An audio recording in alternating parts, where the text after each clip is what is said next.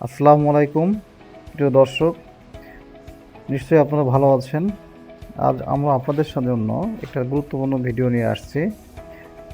আমরা প্রতিটা ভিডিও এমনভাবে করার চেষ্টা করি যেন বাড়ি নির্মাণ করার ক্ষেত্রে বিভিন্ন বিষয়ে খুঁটিনাটি যে বিষয়গুলো আছে সেগুলোতে আপনি যে একজন টেকনিক্যাল লোক নাও হয়ে থাকেন, একজন সাধারণ মানুষ হয়েও যাতে বাড়ি নির্মাণের এই সমস্ত ছোটোখাটো বিষয়গুলো আপনি সহজেই বুঝতে পারেন। বাড়ি নির্মাণ করার ক্ষেত্রে ছাদ ঢালাই একটা গুরুত্বপূর্ণ বিষয়।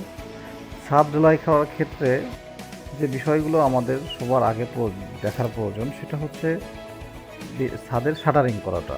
ছাদের শাটারিংটা যদি দুর্বল হয় তাহলে যে কোনো ধরনের দুর্ঘটনা ঘটতে পারে। প্রিয় দর্শক, আমাদের অঞ্চলগুলোতে সাধারণত কাঠ এবং বাঁশের তৈরি শাটারিংটা ব্যবহার করা হয়ে থাকে। কাঠ এবং বাঁশের শাটারিংটা এমন হবে যেন ছাদে বা বিমের উপরে যদি আপনি পানি ঢেলে দেন সেই পানিটাও গড়িয়ে গড়িয়ে পড়তে পারবে না। এমনভাবে আমরা এটাকে বলি ওয়াটার টাইট শাটারিং। কাঠের শাটারিংটা করার ক্ষেত্রে নিচে যে বাঁশগুলো ব্যবহার করা হয় এই বাঁশের স্পেসিং অর্থাৎ একটা বাঁশ থেকে আর একটা বাঁশের দূরত্ব সর্বোচ্চ 2 ফিটের মধ্যে রাখতে হবে। এর বেশি দিলে তখন শাটারিংটা দুর্বল হয়ে যাবে। প্রিয় দর্শক, আমাদের ক্ষেত্রে আমরা যে ধরনের ছাদ ঢালাই করে থাকি এর ক্ষেত্রে অনেক সময় দেখা যায় যে বাঁশের যে ব্যবহার, এই বাঁশের ব্যবহারের ক্ষেত্রে সঠিক নিয়মটা মানা হয় না। কোনো বাঁশ খুব বেশ ভালো শক্তপোক্ত থাকে, আবার কিছু কিছু বাঁশ থাকে বাঁশের আগা থেকে ব্যবহার করা হয় যেগুলো আসলে এতই চিকুন যে ও কোনো লোড নিতে পারে না। তো এই ধরনের বাঁশ পরিহার করতে হবে। জোড়াতালি দেওয়া বাঁশ ব্যবহার করা যাবে না। এবং মনে রাখতে হবে শাটারিং করার ক্ষেত্রে অবশ্যই বাঁশের নিচে ইট দিয়ে উঁচু করা যাবে না বা অন্য কোনো কিছু দিয়ে জোড়াতালি দেওয়া যাবে না। বাঁশগুলো থাকতে হবে অবশ্যই শক্তপোক্ত বাঁশ ব্যবহার করতে হবে। কাঠের ক্ষেত্রেও ঠিক তেমনি, কাঠও হতে হবে ভালো মানের কাঠ এবং যেগুলোতে কোনো ফাটা, ভাঙা, গর্ত এই ধরনের কাঠ থাকতে পারবে না। বাছাই করা কাঠ দিয়ে শাটারিংটা করতে হবে। এক কথায় আমরা অর্ডার টাইট শাটারিংটা করব। নিয়মতান্ত্রিকভাবে শাটারিং কমপ্লিট হওয়ার পরে আমরা রড বাইন্ডিংয়ের কাজটা শুরু করব। তবে এই রড বাইন্ডিং করার ক্ষেত্রে শাটারিংটা যখন আপনি শেষ করব তখন অবশ্যই এর লেভেল চেক করে নিতে হবে। এরপর আমরা রড বাইন্ডিংটা করার সময় ডিজাইন অনুযায়ী রড বাইন্ডিংটা কাজ শুরু করব। রড বাইন্ডিংয়ের ক্ষেত্রে আমাদের বিস্তারিতভাবে একাধিক ভিডিও দেওয়া আছে আমাদের চ্যানেলগুলোতে, আপনারা পাবেন। এই সংক্রান্ত আরও অনেকগুলো ভিডিও আমরা লিঙ্ক নিচে কমেন্টসে দিয়ে রাখছি।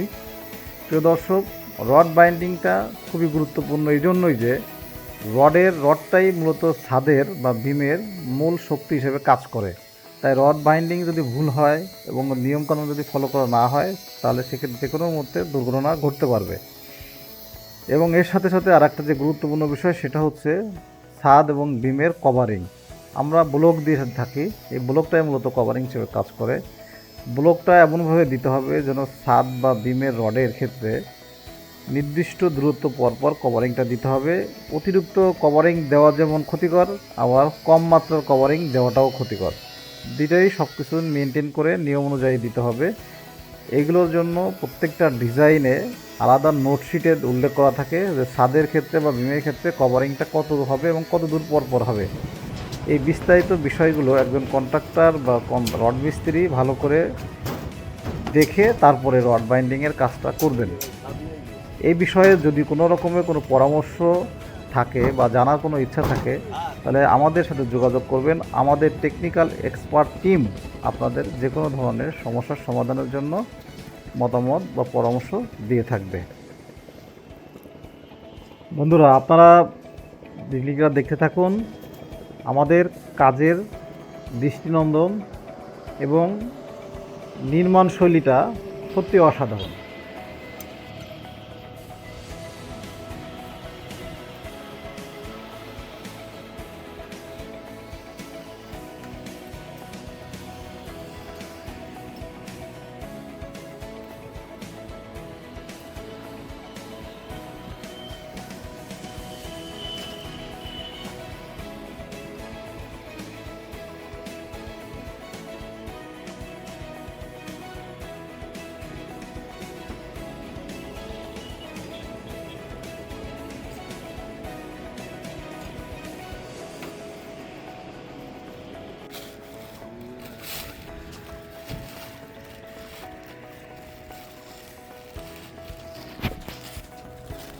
করা যাবে?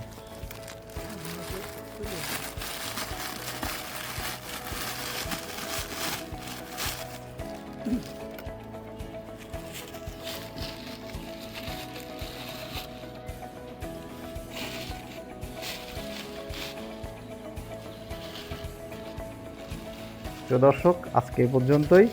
আপনারা সবাই ভালো থাকবেন। আসসালামু আলাইকুম।